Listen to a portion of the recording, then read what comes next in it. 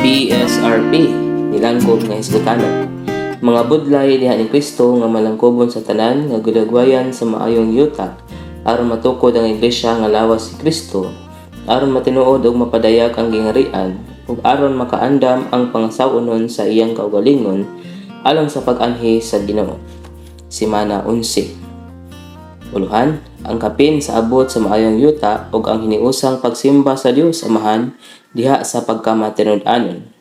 Nasentro kining mensahia sa hiniusang pagsimba sa Dios.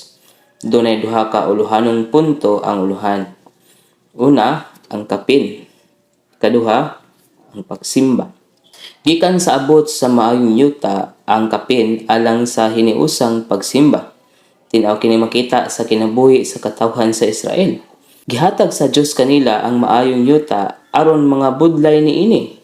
Gikan sa ilang abot, kinahanglang magdala sila sa labing maayong abot ngadto sa dapit nga gipili sa Dios alang sa hiniusang pagsimba. Lainon gyud ang labing maayong bunga alang sa pagpahimulo sa Dios. Dadon gyud nato ang labing maayong napahimuslan nato sa balay sa Dios alang sa iyang katagbawan. Dili makahalad ang katawhan sa Israel bisag asa lang. Ningon ang Deuteronomio 12:13, magbantay ka nga dili maghalad sa imong halad nga sinunog sa tanang dapit nga imong makit-an. Dayon ang bersikulo 14 nag-ingon, sa dapit hinuon nga pilion ni Jehova sa usa sa imong mga banay didto nimo ihalad ang imong mga halad nga sinunog ug didto buhaton nimo ang tanang gisugo ko kanimo. Ang bersikulo 11 nag-ingon, nang sa dapit nga pilion ni Jehova nga inyong Dios nga papuy-an sa iyang ngalan, dito dadon ninyo ang tanang gisugo ko kaninyo, ang inyong mga halad nga sinunog ug ang inyong mga halad inihaw, ang inyong mga ikapulo ug ang halad nga binayaw sa inyong kamot ug ang tanang piniling panaad ninyo nga gisaad ninyo ni Jehova. Ningon sad ang 2 Kronikas 6:6, apan gipili ko ang Jerusalem aron maanaa didto ang akong ngalan o gipili ko si David aron magbuot sa akong katawhan nga Israel. Tinaw kining nagpakita nato nga ang Jerusalem maong dapit nga gipili alang sa hiniusang pagsimba sa katawhan sa Israel. Ningon sad ang nota sa Deuteronomio 12:11 nga gidid-an ang mga anak sa Israel sa pagsimba sa Dios o sa pagpahimulo sa mga halad nga hinalad nila sa Dios sa dapit nga gipili nila. Pasimbahon sila sa Dios sa dapit nga gipili niya, sa dapit nga gibutangan sa iyang ngalan, sa iyang puloy-anan ug sa iyang halaran. Pinaagi sa pagdala sa ilang mga ikapulo, mga halad ug mga halad inihaw ngadto niya didto. Ang pagtuman ning mga kondisyon na pagbaton magbugtong talagsaong sentro sa pagsimba ingon sa Jerusalem sa pag-abot sa panahon, aron maampingan ang pagkausa diha sa katawhan sa Dios ug sa ingon ni ana malikayan ang pagkabahin tungod sa pagpili sa tao. Ang gipadayag sa baong tugon kalabot sa pagsimba sa Dios ni sibo sa gipadayag ning kapituluha sa 11-4 ka paagi. Una, usab gyud kanunay ang katawan sa Dios. Wala gid untay pagbahin-bahin diha nila. Ikaduha, ang bugtong talagsaong ngalan nga tiguman sa katawan sa Dios mao ang ngalan ni Ginoong Hesukristo. Nga realidad ni anang ngalana mao ang Espiritu. Ang ngalan ug bisan unsang laing ngalan kana mang himuong denominasyon, bahinon, espirituhanong pakighilawas kini. Ikatulo, ang bagong tugon piho gyong nahimutang ang puloy-anan sa Dios sa atong espiritu, sa ato pa sa nasagol nga espiritu nato. Sa espiritu nato nga gipanganak pag-usab o gipuy-an sa Dios nung espiritu.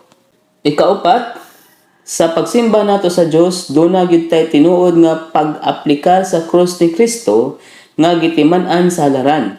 Pinaagi sa pagtumili sa unod, sa kaugalingon ug sa natural nga kinabuhi ug pagsimba sa Dios uban ni Kristo ug ni Kristo ragyod. Busa ang panagtigom sa katawan sa Dios aron mosimba niya naagyod sa ngalan ni Ginoong Hesukristo naa sa nasagol nga espiritu nga dapit sa puloy-anan sa Dios. na sa dapit nga nahimutagan sa krus ug naay pagpahimulos ni Kristo nga realidad sa mga ikapulo, mga halad ug mga halad inihaw. Kini ang pagkausa sa katawan sa Dios ug kini ang hustong sukaranan sa pagsimba sa Dios. Sa basahon nga praktikal nga pagpadayag sa Iglesia, Kapitulo 9, dunay duha ka klase sa pagpahimulos ni Kristo. Giingnan ta sa Deuteronomio kung unsa kadato ang maayong yuta ug unsa ka kahibulungan ang pagpahimulos ni anang yuta. Usa ka aspeto ni Kristo ang mana sa kamingawan. Ug ang bato sa kamingawan laing aspeto sa hulagway ni Kristo. Apan hulagway sa tanang aspeto ni Kristo ang maayong yuta. Hingpit kini nga hulagway, usa ka malangkubon nga hulagway, naglakip sa tanang datong aspeto ni Kristo. Kini ang pagpahimulos nga kinahanglang sudlan sa mga magtotoo. Apan alang sa pagpahimulos sa kadato ni Kristo nga gilagwayan sa Deuteronomio, nagtudlo ang Dios og duha ka mga paagi.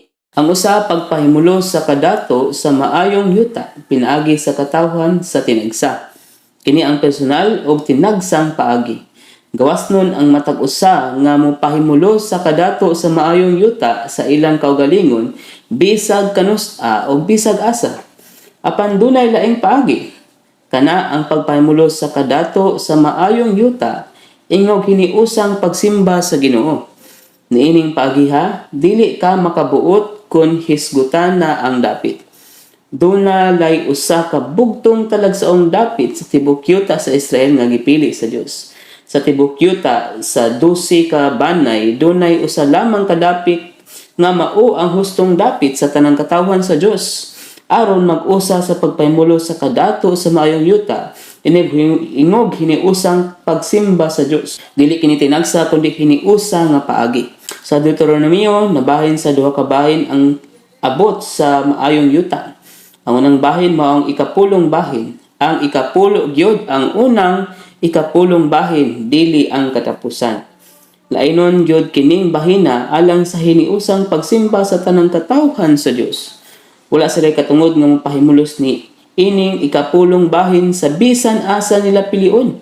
Dad-on gyud nila kini sa dapit nga gipili sa Ginoo. Balaan kini nga halad ngadto sa Ginoo. Mahimo tingali ni nilang pahimuslan sa ilang panimalay o sa laing dapit ba? Apan wala sila katungod sa pagbuhat ni ini.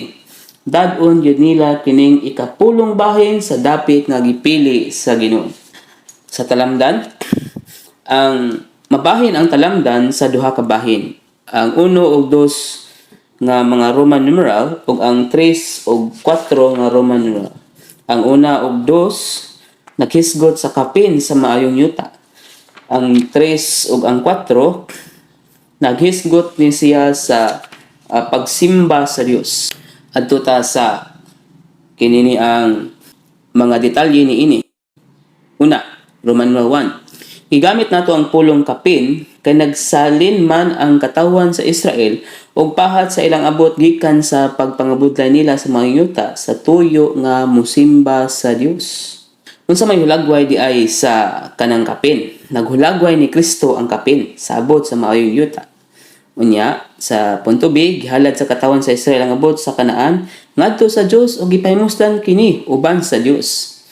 Punto C, ang pagpahimulos sa kapin sa abot sa maayong yuta naghulagway nga hiniusang pagpahimulos kang Kristo ingog pagsimba nato ang Dios. Punto D, sigon sa katumanan sa bagong tugon ning hulagwaya, kung hiniusa tang musimba sa Dios, dag-on gyud nato ang Kristo nga nasinati nato.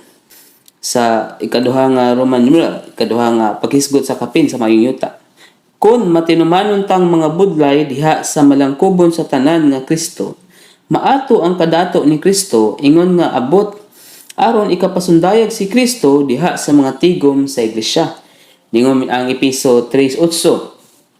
Gihatag kining grasyaha kanako nga gamay pa kaysa labing gamay sa tanang balaan aron imantala ako ngadto sa mga hintil ang dili matugkad nga kadato ni Kristo ingon nga ebanghelyo.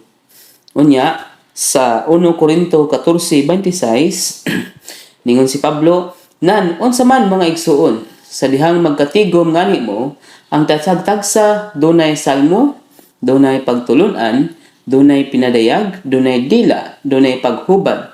Buhata ang tanang butang alang sa pagtukod. Ang punto A, nagisgot A, B, C, D, E, F. Nagisgot lamang ni siya sa hustong or ang sa kalabot sa atong panagkatigom. A. Ang hustong kinabuhi sa mga Kristohanon, pagpangabudlay man diha ni Kristo, adlaw-adlaw ug sa ingon ni ana dunay nang hingapin kaayo nga Kristo nga madala nato sa mga tigom aron datong ikapasundayag si Kristo. Mutambong ta sa mga tigom sa iglesia aron magpasundayag ni Kristo. Dos, pinaagi sa mga pagsanati nato adlaw-adlaw sa kadato ni Kristo, mahimong pasundayag sa abot nga Kristo kining kadatoa. Tres, pagpasundayag yun unta kanunay ang mga tigom nato kung unsa si Kristo, unsay naa niya, o unsay gibuhat niya. Punto B. Magtigom ta aron ipasundayag dili lang ang Kristo nga gihatag sa Dios kanato, kundi ang Kristo sab nga abot nato, ang Kristo nga gipangabudlayan nato ug nasinati nato. Kini ang Kristong ipasundayag nato sa magkatigom ta. Punto C. Kung sigit ang mga budlay diha ni Kristo, maanaa tay nang hingapin kaayo nga Kristo nga madala nato sa mga tigom aron datong ipakapasundayag si Kristo. Punto D. Magtigom ngani ta bisan unsa pang matanga kini sa tigom. Mutigom yud ta nga dunay dalang Kristo nga nasinati nato ingog kapin nga abot nga ihalad nato sa Dios ug ikapasundayag sa tibok universo ug sa kaaway aron mapakaulawan siya. 1. Mudato ug mulig-on dayon ang atong mga tigom kay puno man kini Kristo. 2. Pagpasundayag ni Kristo, pagpadayag ni Kristo kana ang iglesyahanon kinabuhi. 3. Dad-on jud nato ang kapin nga Kristo sa matag tigom aron ipasundayag siya. 4. Magpahimulos gyud ta ni Kristo sa adlaw-adlaw natong kinabuhi ug magtigom aron ipasundayag siya. Punto E. Aron dunay hustong Kristohanong mga tigom, mukontak kita sa Ginoo adlaw-adlaw sa atong personal nga kinabuhi ug mutambong dayon sa mga tigom nga nakaamgo ug nakasabot nga nagtigom ta aron ipasundayag ug ipaambit si Kristo sa uban. Punto F. Tigom tang may Kristong hatag. Sa kaping kadagaya niya, kalanong ihalad sa Dios. Ipakita si Kristo, ipakita si Kristo, ipakita si Kristo, kapin niya dalon sa iglesia, ipakita si Kristo. Gikan sa Alawiton 8:64, stanza 1 ug sa koro. Adto ta sa Roman numeral 3. Mga budlay gyud ta diha sa malangkubon sa tanan nga Kristo, aron dunay kapin nga Kristo nga madala nato sa mga tigom sa iglesia aron hiniusang magsimba sa Dios sa atong amahan. Niingon ang Juan 4:23 ngadto sa 24, apan moabot ang takna og karon mao na nga magsimba sa amahan diha sa espiritu ug sa pagkamatud-anon ang tinuod nga mga magsisimba kay nagtinguha sab ang amahan sa ingon ni ana nga magsimba niya. 24, ang Dios espiritu ug ang mga magsimba niya magsimba gyud diha sa espiritu ug sa pagkamatinud-anon. Ang punto A, naghisgot ni siya sa usa sa basahon ni Brother Witness Lee. Ingon siya nga kapin na sa kapatan katuig gipamulong sa 1982 nga nakig-away ko labot sa tinuod nga pagsimba sa Dios. Wala pa madaog kining awaya. Gikan sa basahon nga katumanan sa mga tabernakulog sa mga halad sa sinulat ni Juan. Kining punto A, B, C, D, E, F, naghisgot rin siya sa praktikal nga pagsimba nato. Punto B, sa pagsimba nato sa amahan, gipangayo niya nga muduol ta niya dala ang abot nga Kristo. Tungod niya na, manambong gyud ta sa mga tigom sa iglesia dala ang kadato ni Kristo. Adlaw-adlaw, mga budlay gyud ta diha ni Kristo. Aron dunay abot sa kadato ni Kristo nga madala nato sa mga tigom sa iglesia, aron hiniusang magsimba sa Dios Amahan. Matuboy og mahimaya si Kristo og malipay og matagbaw ang Ama. Punto D. Manundanon gyud kaayo nga magkugi ta sa pagpangabudlay diha ni Kristo, aron mapuno ang atong mga kamot og Kristo ug mutambong dayon ta sa mga tigom sa iglesia aron magpahimulos ning dato ug may mayaong Kristo uban sa mga anak sa Dios ug sa Dios Amahan mismo. Mutambong nganit ta sa tigom sa talad sa Ginoo aron maghandom sa Ginoo ug magsimba sa Amahan. Mutabong gyud ta nga dunay dala. Mutambong gyud ta nga dunay dala nga kadaton ni Kristo nga abot sa pagpangabudlay nato diha ni Kristo adlaw-adlaw. Puno. Ang pagsimba sa Dios uban ni Kristo hiniusang pagsimba man kaniya uban sa tanang anak sa Dios sa pagpahimulos nato ni Kristo uban sa usag-usa og sa Dios. Dunay gid unta tay igo nga abot nga Kristo aron dunay kapin nga ikapaambit nato sa uban ug ihalad ang labing maayong bahin sa abot ngadto sa Dios Amahan aron malipay, maimuot ug matagbaw siya.